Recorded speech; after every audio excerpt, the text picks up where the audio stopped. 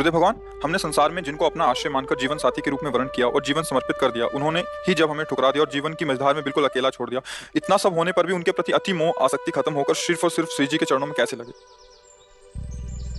एक बार मार्कंडेय जी के आश्रम के पास सूरथ नाम का एक वैश्य और एक राजा दोनों आपस में मिले।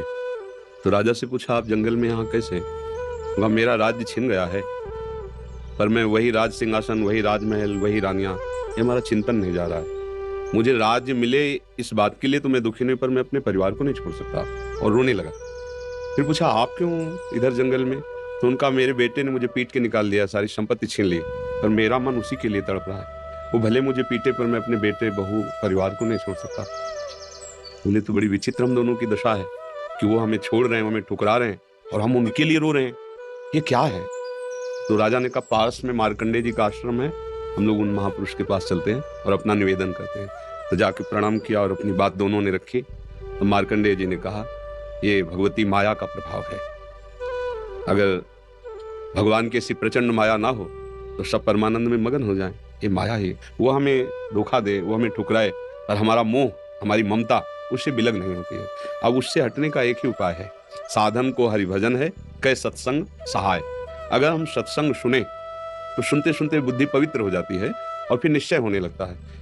आप जिनके लिए रो रहे हैं, जिनकी बुद्धि पावन हुई, उन्होंने तिरस्कार पूर्वक छोड़ दिया। रत्नावती जी, वर्तमान में चरित्र है, पढ़ लीजिए। रत्नावती जी पूरे रानी के जैसे सुख होते हैं वैसे ही रानी थी, वैसे ही सुख में मगन थी, कोई हरि भक्ति, कोई भजन, कुछ नहीं। और राजा भी अत्यंत प्यार करते थे।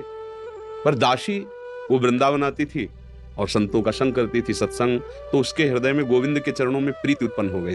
वो रानी के कभी पैर दबा रही होती तो एकदम बोल पड़ती, हा कुंज बिहारी, हा गोविंद।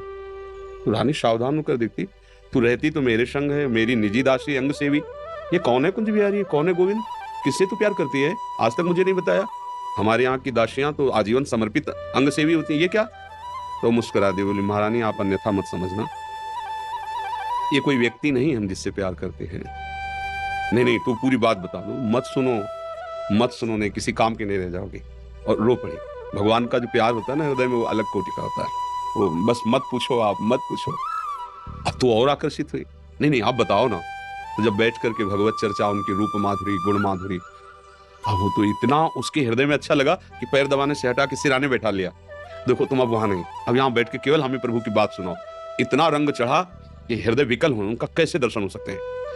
गोविंद के कैसे दर्शन हो सकते हैं? बिहारी जी के कैसे दर्शन हो? उनका, महारानी जी एक